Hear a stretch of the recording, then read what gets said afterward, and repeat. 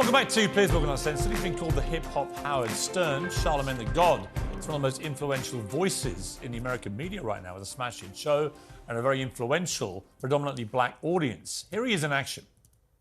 What is it about music that you love so much that would still make you want to go on the damn radio grind? Because you don't need it. You're rich, you're famous. You don't need to be on this radio grind. I love music. Put your hands in the air, one wish. I'm singing, this is how we're living down here. Sitting on the edge, looking out without... Disorder, if you don't mind us asking. You know what? I had a really strong voice, like exceptionally strong voice, till I was 46 years old. They do mention your husband a lot. And they say, how is she so black but she married white?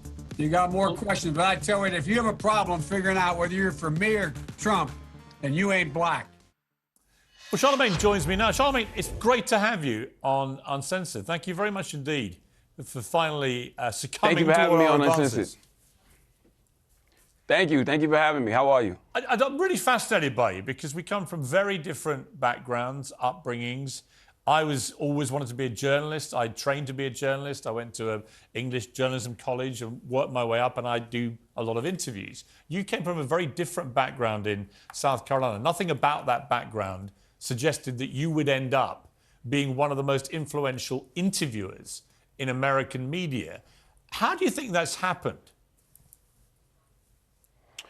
I think that's happened because, you know, I always approach things from the perspective of just a curious fan. You know, I always feel like the know-it-all knows nothing. And, you know, I'm not an expert at anything. I'm just a person who, you know, has some experiences in life. And, you know, my mother was an English teacher in South Carolina. And, you know, one of the things that she told me when I was younger was to always read things that, you know, don't necessarily pertain to you. So being that she told me that, I always had this curiosity for a little bit of everything. So I would read everything from, you know, the XXL magazine to, you know, every Judy Blume book in the library. And I think just having that, you know, curiosity and always approaching things from the perspective of a curious fan, you know, I think that might be intriguing to some people. It's very intriguing. Your whole story is very intriguing to me.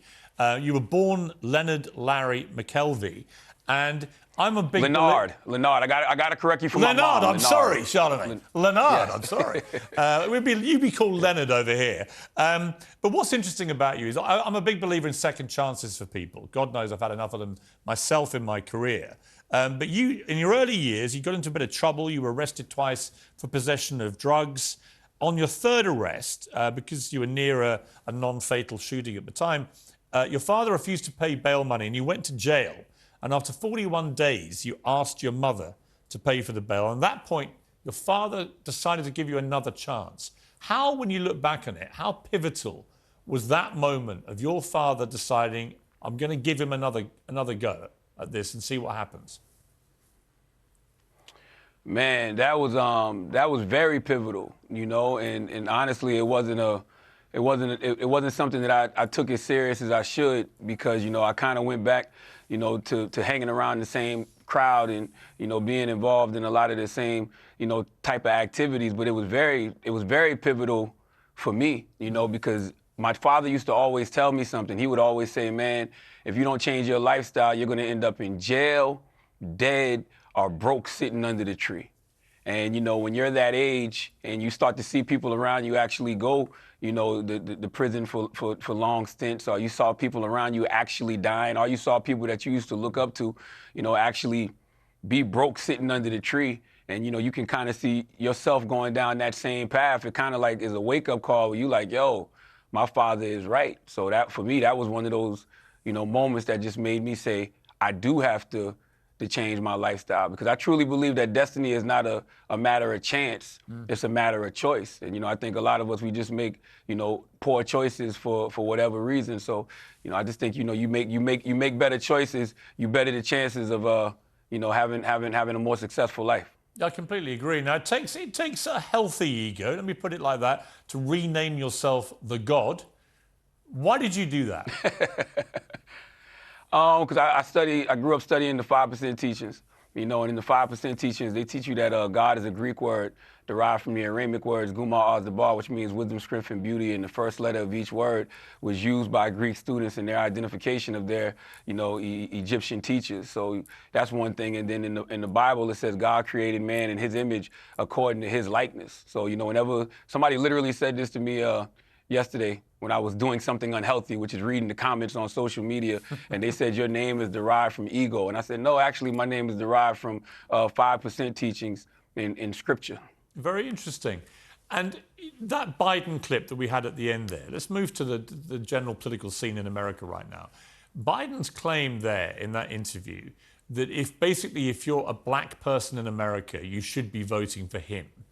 Let's just replay that again just to remind viewers of this. You got more questions, but I tell you, if you have a problem figuring out whether you're for me or Trump, then you ain't black. Now, what did you make of that when he said that? What was your instinctive reaction? My instinctive reaction was exactly what I said in that moment. Like, you know, it's not about Trump. It's just about me, you know, wanting to, you know, get something for my community. You know, votes are transactional. You know, we vote for you. You do something for us. And so that's literally where my mind was at. And you know, even with that, you know, you ain't black comment that he made, you know, I think he got that from black people that were around him at the time. And I think that was a granddad joke. But I think what he was trying to say is simply, you know, if you vote for Donald Trump as a black person, you may be voting against your own interests. And what do you think about that? As far as what do I think about what? About what you just said about what people may have thought Biden meant. Do you think that is true? Do you think you're voting against your own interests as a black American if you vote for Trump? Yes, I do. Because, you know, I feel like, you know, Donald Trump is a threat to democracy.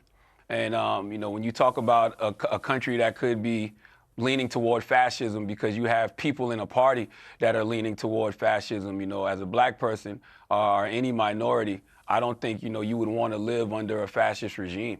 And, you know, that's not something that, you know, it doesn't matter what your money, how much money you have or, you know, what your status is. You know, if you're a person of color or a minority under a fascist regime, I don't think that's going to fare too well for you. The problem at the moment, it seems, for people who share your views about that, there are many Americans who share that opinion of Trump, and there are many who still support him, is that Trump is running away with the Republican nomination race, fueled, it seems, by all these legal issues that he has. The more times he gets indicted, we're up to nearly 100 criminal charges now, the more popular he seems to get. And part of that is people thinking it's the establishment trying to destroy him. And people don't like that in America. Even if they don't agree necessarily with Trump's political views, they just think he's getting put upon and victimized. Is all this backfiring, do you think? Just as a reality check about the political environment? I kind of expected this. Like, you know, I knew that it was an easy call for him to say that it's a witch hunt. You know, I kind of predicted that. You know, if you was listening to, you know, my radio show, The Breakfast Club, and my podcast, The Brilliant Idiots, I was saying that, you know, I could see a lot of this working in his favor now. I don't know how it's going to work in a general election because I think you have a lot of independent voters. I don't know if they'll necessarily, you know, show up for him. And, you know, those hypothetical swing voters who, you know, voted for President Obama one year and then came back and voted for, you know, Trump another year. They might have came back and, you know, voted for President Biden. I don't know if they're necessarily going to show up. But the thing I find interesting about Trump, President Trump, the most is that, you know, you have 91 criminal charges. What is it? Four indictments. I haven't heard him talk about policy at all. No. I haven't heard him talk about, you know, any legislation he wants to implement at all. Every time he's getting on television, it's about the witch hunt and it's about the charges against him. And to me, man, I would have to look at the people who are supporting him and say, well, what are y'all supporting? Like, because he's not even out there campaigning. Well, like, I guess you know, the other side of the coin is that Biden himself is now looking horribly old, and it's not about his age, it's just his ability to perform, to function. I know you said a lot about this yourself, that you're very concerned about this. Nikki Haley wants to put term limits now, on age limits now, on politicians. You're seeing it with Mitch McConnell, you're seeing it with Dianne Feinstein, you're seeing Biden falling over and stumbling and making mistakes constantly. It does seem an extraordinary situation that America, this incredible multiracial, multicultural place, can only come up out of 330 million people with Joe Biden and Donald Trump, one already in his 80s, one heading to his 80s, one facing nearly 100 criminal charges, one can barely string a sentence together. How can it be that this is the only choice that might be presented to the American people next year? Man, you're absolutely right, Piers, and that's something that, I discuss a lot and people around me discuss a lot, but the only thing I can tell people right now, and I don't belong to, any particular party, but I will tell you that you have one party who still seems like, they're attempting to preserve democracy, no matter how old their leadership is, and you have another party that seems like, they're on the fast track to fascism. So you just have to ask yourself, do you care about democracy or not? As an American, you just have to ask yourself that simple question. Do you care about democracy or not? If the answer is yes, then, hey, man, you might have to vote for the elderly. It's an extraordinarily dispiriting choice. Charlamagne, it's great to talk to you. Thank you. It is. Thank you very much indeed for coming on the show. Thank you. I appreciate it. Thank you, Piers.